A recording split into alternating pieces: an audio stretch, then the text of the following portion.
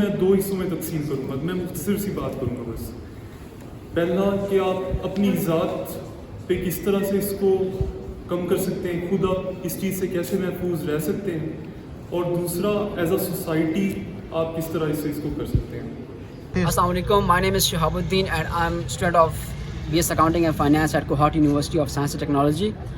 جیسا کہ آج ہماری یونیورسٹی میں افتخار آڈیٹوریم کے اندر ایک ایونٹ منعقد ہوا جو کہ جس کا عنوان تھا curbing violence extremism and terrorism in Pakistan, جو کہ انتہا پسندی اور دہشت گردی کے خلاف تھا کہ کیسے اس چیز سے بچا جا سکتا ہے اور کس طریقے سے دشمن کے عناصر سے انسان اپنے ملک کو اور اپنی فیملیز کو کس طریقے سے بچا سکتا ہے اور خود کو کیسے بچا سکتا ہے.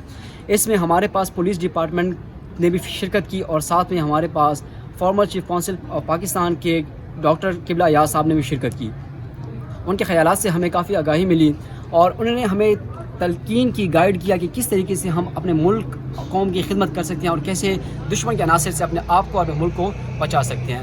ایک ایونٹ بہت ہی اچھے انداز سے گزرا کیونکہ اس میں نارمل تعداد سے زیادہ اسٹوڈنٹس نے شرکت کی اور اس میں جو شرکت کا جو ریشو تھا وہ 50-50 تھا, لائک گرلز پلس بوائز دونوں نے خوب بھرپور شرکت کی.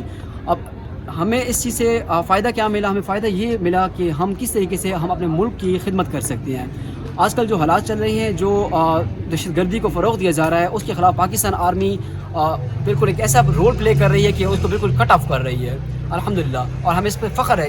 پاکستان آرمی, ہمارے جتنے بھی ادارے ہیں, پولیس, آرمی, یہ جتنے بھی ادارے ہیں, یہ اپنے ملک کی خدمت کے لیے ہم ہمیشہ سر فہرست ہوتے ہیں. اور ہمیں بھی چاہیے being as a student, being as a youth, کہ ہم بھی اس میں بڑھ چڑھ کر پارٹیسپیٹ کریں, اپنے ملک کی خدمت کریں اور اس دشمن عناصر سے ہم اپنے آپ کو اور اپنے وطن کو بچائیں. پاکستان زندہ باد.